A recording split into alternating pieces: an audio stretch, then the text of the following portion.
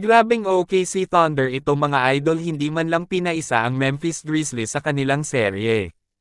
Matapos nilang sweep itong Memphis sa 4-0 sa first round ng playoffs.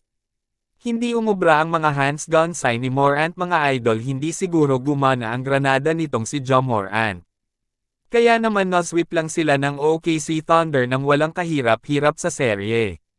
Malaking kawalan din para sa Memphis ang pagkawala ni Ja Morant dito sa Game 4 dahil nga sa nagkaroon nga ito ng injury noong Game 3. Kaya naman sila ang mauunang team sa NBA ngayon na magbabakasyon dahil tapos na nga sila sa playoffs at sweep pa nga ang kanilang inabot rito sa OKC Thunder mga idol. Naghalimaw kasi sa laban itong si SGA kung saan umiscore ito ng nasa 38 points, 5 rebounds, 6 assists sa laban upang makuha nila ang panalo sa Game 4. At 23 points, 4 rebound, 5 assists si Jalen Williams at 11 points, 2 rebound, 2 steal, 4 blocks si Chet Holmgren.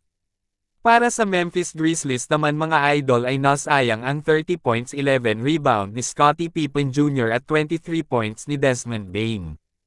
Kaya naman problem na sa Memphis Grizzlies at bawi na lang next season at kailangan na talaga gumamit ni Ja Morant ng mga high-Q bombing upang hindi na masweep sa playoffs. Wala pa kasing naipanalong playoff series itong si Ja Morant mga idol, puro na lang kasi ito kay abangan at always pa nga itong nasasangkot sa mga gulo sa labas ng NBA. Dahil sa naging panalo na ito ng OKC Thunder ay maaga nga silang mamahinga mga idol at tamang abang na lang nga kung sino ang mananalo sa tapatan ng LA Clippers at ng Denver Nuggets. Kaya naman mataas na mga araw ang kanilang paghahanda sa kung sino man ang mananalo sa Denver Nuggets at ng LA Clippers. Kaya abangan na lang natin kung sino ang mananalo sa bakbakan ng Nuggets at ng Clippers na magandang bakbakan din ang pinakita nila. Kung ang Memphis ay na-sweep ng OKC Thunder habang itong Miami Heat naman ay susunod ata na ma-sweep. Dahil tinambakan nga sila ng Cleveland Cavaliers sa Game 3 dahilan upang makuha ng Cleveland Cavaliers ang panalo sa score na 124-87. Pinatunayan lang talaga ng Cleveland Cavaliers na sila ang best team sa East mga idol. Di talaga kayang manalo ng Miami Heat na walang Jimmy Butler sa kanilang team mga idol. Dahil nangangamoy sweep nga itong Miami Heat at panay tambak pa nga ang inabot nila sa Cleveland Cavaliers. 13 points lang pala ang kinailangan ni Donovan Mitchell upang tambakan ang Miami Heat sa laban.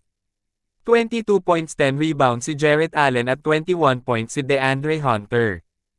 Para naman sa Miami Heat ay 13 points lamang ang ginawang performance ni Tyler Herro mga idol na isa din sa dahilan kung bakit sila natambakan ng 37 points sa Cleveland Cavaliers. Well, tingnan na lang natin kung makaisa pa ba ang Miami Heat sa Game 4 or di kaya naman ay masweep sila ng Cleveland Cavaliers sa laban. Ano ba ang masasabi nyo mga idol?